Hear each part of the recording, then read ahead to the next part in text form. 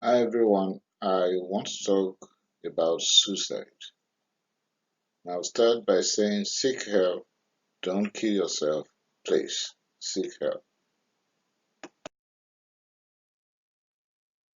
What are the safety measures? First thing is to identify the stressors. Know exactly what is tilting you to that end. Work on how best to diffuse the situation. Seek counsel from trusted ones.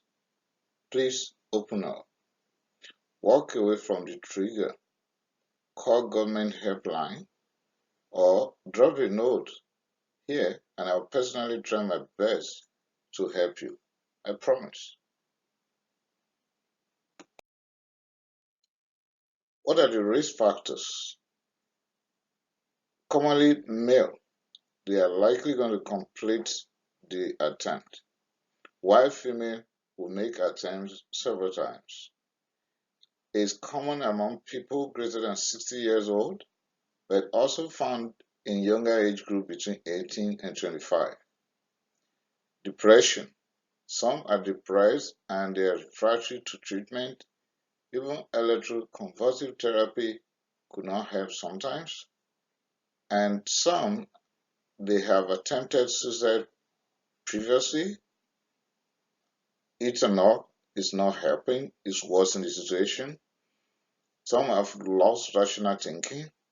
And in a family where suicide has occurred before, the likelihood in this individual that's attempting it now to finally complete it is higher.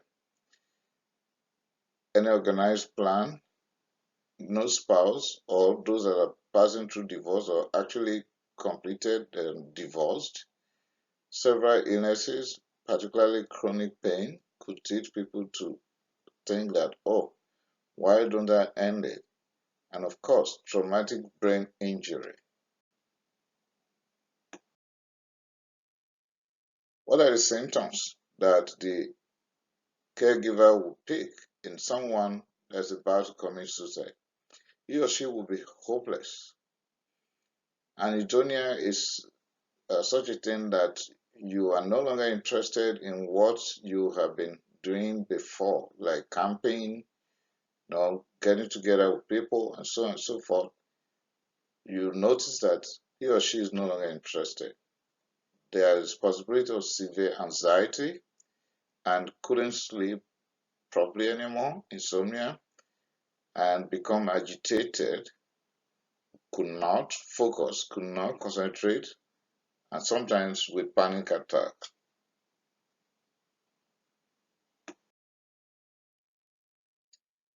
Suicidal ideation could be active. Active, it means it's determined to end a life and is verbalized, or sometimes you could conceal it. It may be passive by expressing desire to die but not really planning to do it.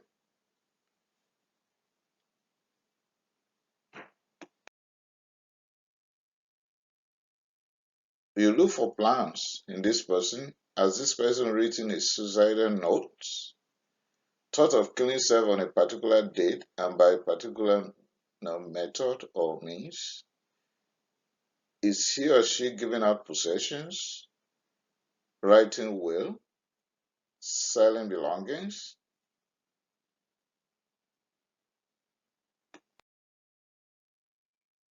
If you are able to find all those things, the next thing is admit, please, and alert security and family members.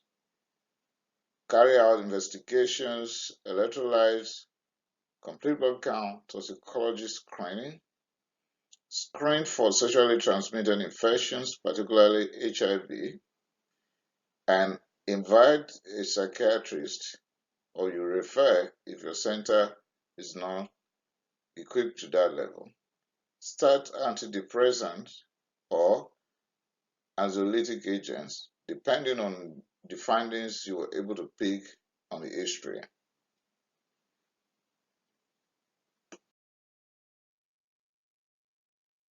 It's either pharmacology or psychotherapy.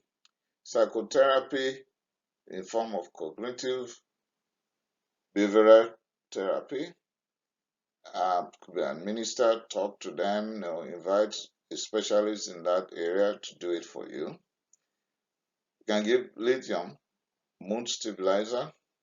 You know what you're going to do before you administer lithium: electrolyte, thyroid, renal function test, selective serotonin reuptake inhibitor, or serotonin norepinephrine reuptake inhibitor, and the rest of them for depression.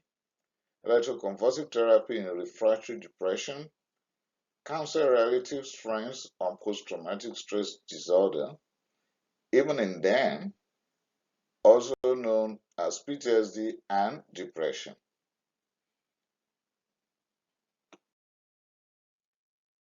And the brief conclusion is, don't go that route. Please don't kill yourself. The family loves you, friends love you, we love you. Seek help. Make the call. Don't kill yourself. Thank you for listening to my presentation.